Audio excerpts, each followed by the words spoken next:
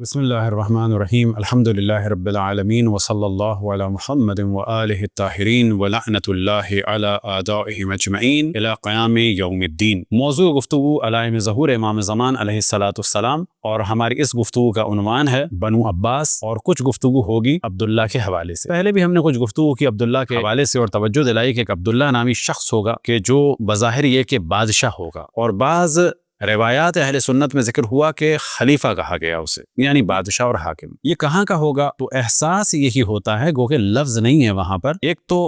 کیونکہ امام جعفر صادق علیہ السلام اور ان کے علاوہ جو معصومین علیہ السلام سے روایات ہیں، آپ اسی علاقے میں تھے، اور اس سے یہ احساس ہوتا ہے کہ شاید یہاں کے بارے میں ہو۔ دوسرا یہ کہ کیونکہ سب سے بڑی رکاوٹ اس وقت اہل بیت کی راہ میں یہی وہابی حکومت ہے، تو ممکن ہے کہ اسی حکومت کے بارے میں ہو، کیونکہ یہی سب سے زیادہ مشکل بنے ہوئے ہیں اس وقت ساری دنیا میں اہل بیت کے طرفداروں کے لیے، حتیٰ اہل بیت کے مزاروں کے لیے۔ تو جب یہ جملہ آتا ہے کہ اس کی موت میں فرج ہوگا، فرج سے مراد معذرت شیعوں کے لیے امید ہوگی اور آسانیاں ہوں گی، تو بلا شک سب سے بڑی مشکل اس وقت اہل بیت کے لیے۔ مثال کے طور پہ آپ دیکھیں، یہی سعودی مفتی تھے جنہوں نے جنت البقیع کو مسمار کیا، جنت المعلیٰ کو مسمار کیا۔ اب نوبت آئی ہے، کہتے ہیں کہ گنبد رسول اللہ صلی اللہ علیہ وسلم کو بھی گرانا واجب ہے۔ انہی میں سے دھڑا نکلا ہے، کہتا ہے کہ خانہ کعبہ بھی شرک کی ایک علامت ہے۔ انہی لوگوں کا فتویٰ تھا کہ حضرت زینب کے روضے کو گرایا جائے۔ انہی لوگوں کا حکم تھا کہ کربلا نجف کو بھی مسمار کیا جائے۔ انہی لوگوں نے سپورٹ کیا ان لوگوں کو، چاہے وہ جبہت النصر کے ہوں اور چاہے وہ ISIS کے طالبانی القاعدہ کے ہوں، کہ جو ساری دنیا میں اس وقت اسلام کے دشمن ہیں اور اہل بیت علیہ السلام کے دشمن ہیں۔ تو ظاہر ہے کہ اس قسم کے بادشاہ کی موت ایک اہل بیت علیہ السلام کے چاہنے والوں کے لیے آسانی کا سبب ہے اور سکون کا سبب ہے، لیکن تطبیق جائز نہیں۔ جیسا کہ ہم نے پہلے توجہ دلائی، ممکن ہے یہ عبداللہ ہو، عبداللہ ابن عبدالعزیز کنگ آف سعودی عربیہ، ممکن ہے عبداللہ ہو یہ کہ جو اس وقت کنگ آف جارڈن ہے، ممکن ہے کوئی اور ہو، لیکن ہمارا کام یہ ہے کہ ہم ان علائم ظہور کو دیکھیں اور توجہ دیں اور اپنے آپ کو تیار رکھیں۔ بعض روایتوں میں ذکر ہے بنو عباس کا، تو ہم نے سابقہ نشست میں ذکر کیا کہ یہ خاندان آل سعود تو بنو عباس میں سے تو نہیں ہے، اور یہ بھی ممکن ہے کہ ان کا کوئی نہ کوئی تعلق کسی نہ کسی جگہ سے بنو عباس سے ہو، یہ بھی امکان ہے، لیکن یہ لوگ خود قبول کرتے ہیں کہ ہم بنو قینقاع یا خیبر کے یہود میں سے ہیں، ان کی نسل ہیں، اور ان کی حرکات بھی ایسی ہیں۔ یہ تو کہتے ہیں ہم کنورٹ ہو گئے، لیکن حقیقت یہ ہے اب تک کنورٹ بھی نہیں ہوئے، کیونکہ یہ اس وقت اسلام کے دشمن ہیں۔ ایک روایت، اب سوال یہ پیدا ہوتا ہے، کچھ روایتیں ہیں بنو عباس کے بارے میں کہ بنو عباس کی حکومت کے اختتام پر امام کا ظہور ہوگا۔ اس روایت کو اگر دیکھا جائے تو کہا جائے گا کہ یہ تو ظہور تو ہو جانا چاہیے تھا، یا یہ کہ بنو عباس کی حکومت تو ختم ہو چکی ہے۔ تو عرض یہ ہے کہ بنو عباس کی دو حکومتیں ہوں گی۔ سفیانی کے بارے میں بھی توجہ رہے کہ سفیانی ایک نہیں ہے، اسی طرح سے بنو عباس کی حکومت بھی ایک نہیں ہے، بنو عباس کی حکومتیں بھی دو ہیں۔ ایک روایت جناب بطائنی سے نقل ہوئی، اور یہ روایت نقل ہوئی ہے امام موسیٰ کاظم علیہ السلام سے، قال، یعنی امام موسیٰ کاظم علیہ السلام نے فرمایا، ملک بن العباس مکر و خدع، کہ بنو عباس کی حکومت جو ہے جھوٹ فریب ہے اور دھوکہ ہے، یذهب حتى لم يبق منه شيء، یہ ختم ہو جائے گی اور کوئی اس کا اثر نہیں بچے گا، ويتجدد حتى يقال ما مر به شيء، اور دوبارہ یہ وجود میں آئے گی اور اس طرح سے دوبارہ وجود میں آئے گی کہ ایسا لگے گا جیسے کہ یہ کبھی ختم ہی نہیں ہوئی۔ تو بنو عباس کی دوسری حکومت بھی آئے گی۔ آج جب کہا جاتا ہے بنو عباس تو ایک احتمال ذہن میں آتا ہے، پھر ہم عرض کریں کہ تطبیق جائز نہیں ہے، وہ یہ کہ کنگ آف دا جارڈن، یہ لوگ اپنے آپ کو کہتے ہیں ہاشمی، اور یہ ہاشمی سادات میں سے ہیں، فاطمی نہیں ہیں۔ یہ کوشش کرتے ہیں اپنے آپ کو حسنی کہنے کی، لیکن بعض اقوال یہ ہیں کہ یہ حسنی نہیں ہیں، یعنی نسل جناب سیدہ سے نہیں ہیں، بلکہ یہ عباسی ہیں۔ ممکن ہو کہ جو دوسری حکومت بنو عباس کی ہے وہ یہ ہو، اور یہ عبداللہ ہو بنو عباس کا آخری عبداللہ، کیونکہ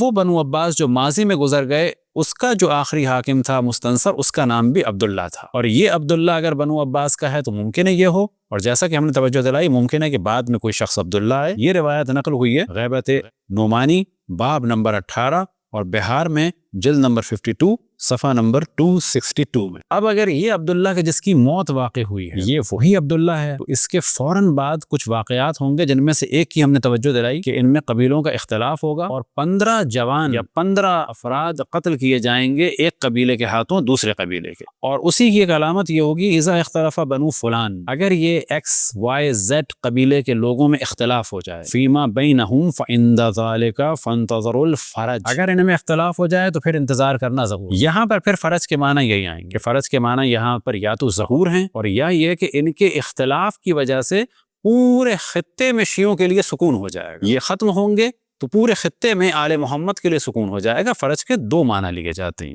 وَلَيْسَ فَرَجُكُمْ الا فی اختلاف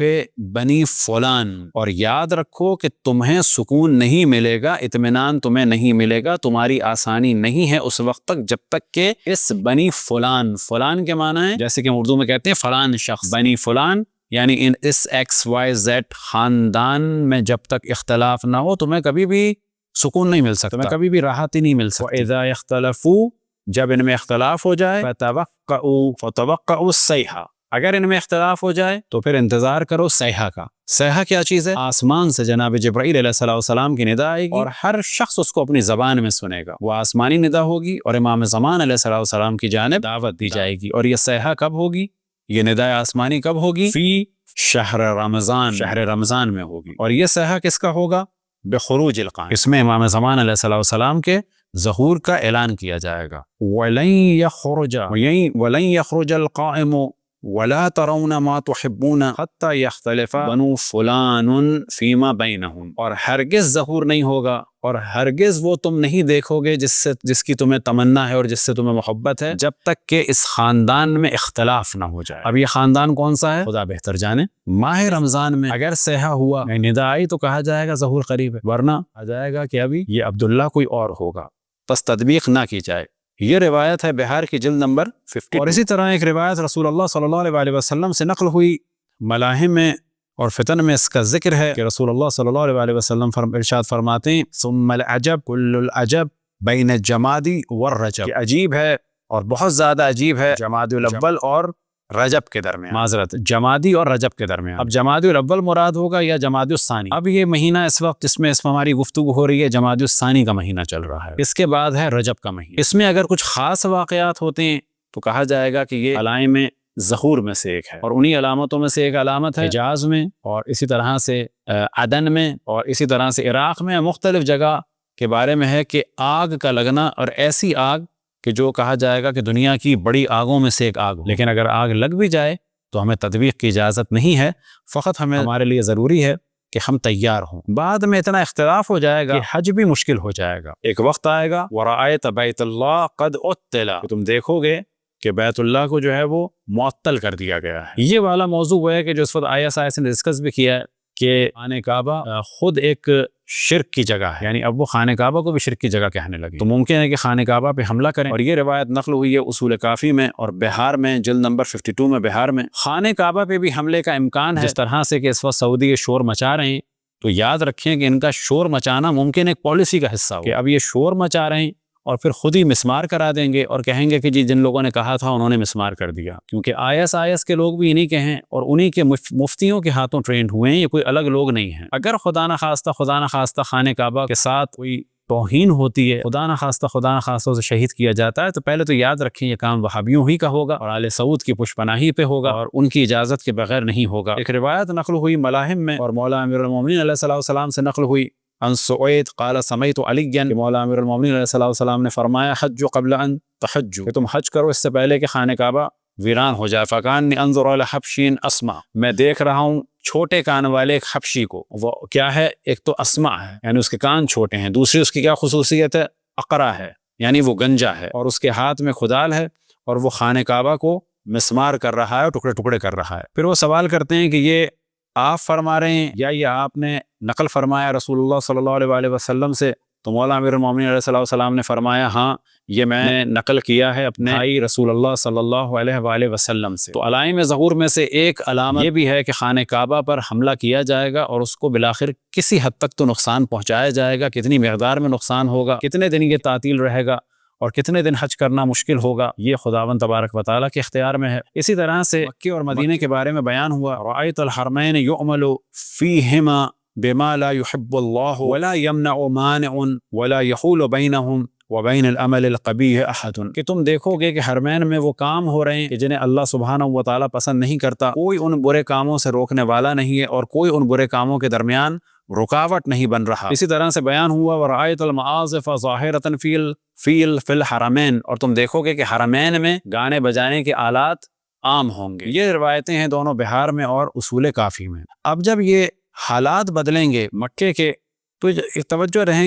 دیں اس جانب کہ مکہ مدینے کے جب حالات بدلیں گے اور جب یہ اس قسم کا فتنہ ہوگا تو جب بھی یہ فتنہ کریں گے تو ان کا مین جو ٹارگیٹ ہے وہ ہمیشہ اہل بیت علیہ السلام کے چاہنے والے ہوتے ہیں، بالکل اس طرح سے کہ جب ISIS نے پیغام دیا تھا تو یہی پیغام دیا تھا یہ جنگ ہماری موصل میں نہیں ہوگی، جب موصل پہ انہوں نے قبضہ کیا تو انہوں نے پیغام دیا تھا جنگ ہماری موصل میں نہیں ہوگی، اور کربلا کی انہوں نے توہین کی اور اس کے لیے اس شخص نے لفظ استعمال کیا تھا جسے چند دن پہلے قتل بھی کیا، اس کے سر کی بھی فوٹو دکھائی، اس شخص نے یہ لفظ استعمال کیا تھا کربلا معلی کے لیے، کربلا المنجس، کہ ہماری جنگ جو ہے کربلا منجس میں ہوگی، اور اسی طرح سے نجف اشرف کے لیے نجف الاشنع، نجف جو بری جگہ ہے، اسی طرح سے آغا سیستانی کے لیے اس نے کہا تھا کہ ہم اسے قتل کریں گے، اور جو تم سوچتے ہو کہ ایک نفس زکیہ قتل ہوگا یہی وہ نفس زکیہ ہوگا۔ تو جب بھی یہ پاور میں آتے ہیں دشمنان اہل بیت تو سب سے زیادہ نقصان پہنچاتے ہیں ہمیشہ یہ اہل بیت کے چاہنے والوں کو، اور آج دنیا گواہ ہے کہ دشمن اسلام سے ان کی کوئی بحث نہیں ہے، یہ ہمیشہ ٹکراتے ہیں اہل بیت کے چاہنے والوں سے۔ وجہ یہ ہے کہ یہ بنو امیہ کے ماننے والے ہیں، جس طرح سے یزید نے شہادت امام حسین کے بعد خوشی کا اظہار کیا اور وہ خوش ہوا کہ میں نے اپنے آباء و اجداد کے خون کا انتقام لے لیا، تو یہ جتنے وہابی اور سلفی، اور وہابی سلفی سے مراد ہم سب کو نہیں کہہ رہے، جتنے بھی ان میں سے ناصبی اور خوارج ہیں، تو کیونکہ ان کی رگوں میں بنو امیہ کا خون دوڑ رہا ہے اور بنو امیہ کی محبت سے یہ بھرے ہوئے ہیں، تو یہ شیعوں کو قتل کر کے در حقیقت ہندا کو مبارکباد دیتے ہیں کہ تمہارے باپ کو اور تمہارے بھائیوں کو قتل کیا تھا حمزہ نے، تم نے حمزہ کا کلیجہ چبایا لیکن تمہارا دل ٹھنڈا نہیں ہوا، پھر تمہارے بھائی نے، تمہارے بیٹے نے جو ہے علی ابن ابی طالب اور حسن پہ ظلم کیا، تمہارا دل ٹھنڈا نہیں ہوا، پھر تمہارے پوتے نے حسین ابن علی کو قتل کیا اور رسول کی نواسیوں کو اسیر کیا، تمہارا دل ٹھنڈا نہیں ہوا، پھر ہم تمام بنو امیہ والوں نے جو ہے اہل بیت پہ ظلم کیا، تمہارا دل ٹھنڈا نہیں ہوا۔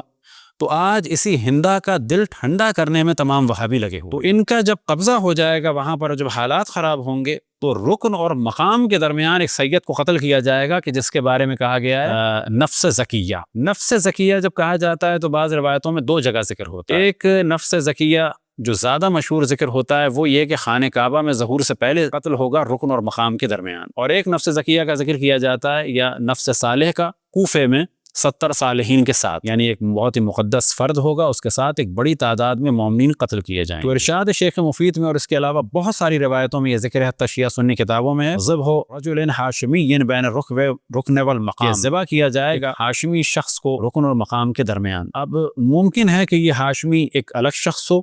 اور نفس زکیہ ممکن ایک الگ شخص ہوں، یہ سارے امکانات موجود ہیں۔ ایک روایت جو جناب عمار یاسر سے نقل ہوئی اور یہ ملاحم اور فتن میں اس کا ذکر ہے، وَإِذَا قُتِلَ نَفْسُ الزَّكِيَّةُ وَأَخُوهُ يَقْتُلُ بِمَكَّةَ، کہ مکے میں نفس زکیہ کو قتل کیا جائے گا اور اس کے بھائی کو قتل کیا جائے گا۔ نفس زکیہ کے بارے میں یہی ہے کہ یہ ایک سید ہیں جو اہل بیت علیہ السلام کے چاہنے والے اور ماننے والے ہیں، اور انہیں قتل کیا جائے گا، اور جو ان کا جرم ہے بہت واضح ہے کہ وہ اہل بیت کے طرفدار ہوں گے۔ مسلمانوں کے اس وقت اور جگہ کے کیا حالات ہوں گے بیان ہوا، ایک روایت جو جناب صوبان نے نقل کی رسول اللہ صلی اللہ علیہ وسلم سے، اور یہ ملاحم اور فتن میں جناب سید ابن طاؤس نے بھی نقل کی، اور اسی طرح سے کتاب الفتن میں نعیم ابن حماد نے بھی اسے نقل کیا کہ یوشک الامم تضائی، یعنی یدعو بعضهم بعضا، کہ تم دیکھو گے کہ اقوام ایک دوسرے کو دعوت دیں گی جس طرح سے دسترخوان پہ دعوت دی جاتی ہے۔ تو راوی سوال کرتے ہیں کہ اس وقت ہم لوگ کم ہوں گے، تو آپ رسول اللہ صلی اللہ علیہ وسلم نے فرمایا بل انتم کثیر ولکنک غثا، تم بہت لوگ ہوگے لیکن تم ایسے ہوگے جیسے کہ غصہ یعنی کچرا اور وہ گندگی جو دریا کی موجوں پر ہوتی ہے، کہ جب آپ دیکھیں سیلاب آتا ہے تو اس پر کچھ کچرا سا ہوتا ہے اور وہ اپنے اختیار سے نہیں چلتا، وہ چلتا ہے دریا کی موج کے ساتھ ساتھ، اس کا اپنا اختیار نہیں ہوتا، جیسے حالات ہوتے ہیں ویسے اسی ڈگر پہ وہ چل رہا ہوتا ہے۔ تو یہاں پر مراد یہ ہے کہ مسلمان بہت ہوں گے لیکن ان کا اپنا کوئی ڈیسیشن نہیں ہوگا، وہ حالات اور واقعات کے حساب سے چل رہے ہوں گے۔ تو مولا رسول اللہ صلی اللہ علیہ وسلم ارشاد فرماتے ہیں لَكِنَّكُمْ غُثًى كَغُثَاءِ السَّيْلِ، تم لوگ بالکل ایک غصہ، ایک کچرے کی طرح سے ہوگے کہ جو ہوتا ہے کس پر؟ سیلاب پر۔ وَلَيَنزَعَنَّ اللَّهُ مِنْ عَدُوِّكُمُ الْمَحَابَ مِنْهُمْ، اور اللہ نے تمہارا جو رعب ہے وہ تمہارے دشمنوں کے دلوں سے نکال دیا ہوگا اور تمہارے دلوں میں وہن کو ڈال دیا ہوگا، یعنی بزدلی کو۔ قال قائل یا رسول اللہ وما الوہن، یہ وہن کیا ہوگا کہ جو مسلمانوں کے دلوں میں ہوگا؟ تو آپ نے فرمایا قال حب الدنیا وکراہیت الموت، یہ کب ہوگا؟ کہ جب مسلمانوں کے دلوں میں دنیا کی محبت ہو اور